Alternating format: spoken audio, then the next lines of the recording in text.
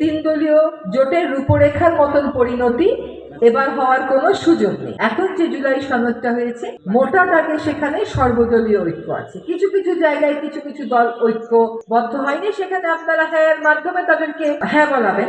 এখন যে গোলাপি কাগজে হ্যাঁ বলতে আমরা আহ্বান জানাচ্ছি, সেটা হলে পদ্ধতি বদলাবে। পদ্ধতি যখন বদলাবে, ওই ব্যক্তি চাইলেও এই পদ্ধতি থেকে বাইর হতে পারবে না। তখন একটা জবাবদিহিতার ক্ষেত্র তৈরি হবে। ভবিষ্যৎ হোক নিরাপদ, বিনিয়োগ হোক বিশ্বস্ত, আর আমার পছন্দ সল্ট বে। ওয়েলকাম টু সল্ট বে।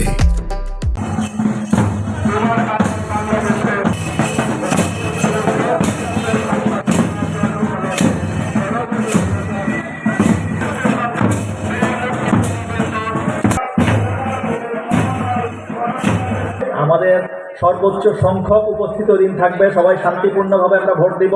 রাস্তার প্রতিবাদকে সরকারের কানে তুলতে হয়, সেই সকল দেশেই কিন্তু এই বিধানগুলো আছে। হয়তো তত্ত্বাবধায়ক সরকার নেই, কিন্তু অন্য বিধানগুলো আছে। এবং এই যে আমরা এই পদ্ধতির পরিবর্তনগুলোর কথা বলছি, এই পদ্ধতির পরিবর্তনগুলো হলে রাজনৈতিক দলগুলো সারাক্ষণ যে মুখোমুখি অবস্থানে থাকে, সেটা না থেকে জাতীয় স্বার্থে একজন আরেকজনের সাথে কথা বলতে শিখবে। কারণ রাজনৈতিক দলের তো কাজ হচ্ছে জনস্বার্থ সমুন্নত রাখা, তার কাজ তো দলীয় স্বার্থ দেখা না। বলে ব্যক্তির চেয়ে দল বড়, দলের চেয়ে দেশ বড়। এটা তো আমরা আমাদের সংকীর্ণ রাজনীতির কারণে এরকম মুখোমুখিতে চলে যাই অনেক সময়। এই প্রক্রিয়াগুলো চালু হলে তখন তারাও কথা বলবে। তিন দলীয় জোটের রূপরেখার মতন পরিণতি এবার হওয়ার কোনো সুযোগ নেই, কারণ ওইটা কখনো জনগণের ভোটের জন্য যায় নাই।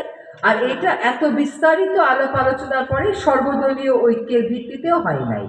এখন যে জুলাই সনদটা হয়েছে, মোটা দাগে সেখানে সর্বদলীয় ঐক্য আছে। কিছু কিছু জায়গায় কিছু কিছু দল ঐক্যবদ্ধ হয়নি, সেখানে আপনারা হ্যাঁ মাধ্যমে তাদেরকে হ্যাঁ বলাবেন। আমরা সংস্কারের যে প্রস্তাবনাগুলো আপনাদের সামনে দিয়েছি, আমি সেখানে যাওয়ার আগে দুই একটা বাস্তব কথা বলি। 1990 সালে আমরা তখন বিশ্ববিদ্যালয়ের ছাত্রী। সে সময় আমরা এরশাদ বিরোধী আন্দোলন করি, বা যারা আন্দোলন করে তাদের সাথে থাকি আর। সে সময় যখন এরশাদের ফল হয়ে গেল, এরশাদ পড়ে গেল, আমরা তখন ভাবলাম বাস, দেশে গণতন্ত্র চলে আসলো। দেশে গণতন্ত্র আসে নাই। আমরা আরেকটা ফ্যাসিস্ট রিজিম দেখেছি, আরেকটা স্বৈরতন্ত্রের শাসন দেখেছি। কেন আসে নাই? কারণ আমরা ব্যক্তি বদলাইছি, পদ্ধতি বদলাই নাই। এখন যে গোলাপি কাগজে হ্যাঁ বলতে আমরা আহ্বান জানাচ্ছি, সেটা হলে পদ্ধতি বদলাবে। পদ্ধতি যখন বদলাবে, ওই ব্যক্তি চাইলেও এই পদ্ধতি থেকে বাইর হতে পারবে না। তখন একটা জবাবদিহিতার ক্ষেত্র তৈরি হবে। জুম্মার খুতবায় ইমামগণের মাধ্যমে গণভোটের প্রচারণা কার্যক্রম চলমান আছে।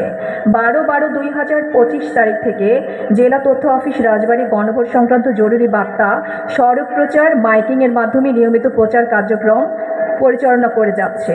এছাড়াও প্রতিটি উপজেলায় সচেতনতামূলক বিভিন্ন তথ্যচিত্র, প্রামাণ্যচিত্র, চলচ্চিত্র প্রদর্শনের মাধ্যমে গণভোটের প্রচারণা চালানো হচ্ছে। তরুণ এবং নারী ভোটারদের উদ্বুদ্ধকরণের লক্ষ্যে উঠান বৈঠক, ফোন আলাপ, 10 মিনিটস ব্রিফের আয়োজন করা হচ্ছে। সাধারণ নাগরিকদের মাঝে গণভোট সংক্রান্ত লিফলেট বিতরণ করা হচ্ছে।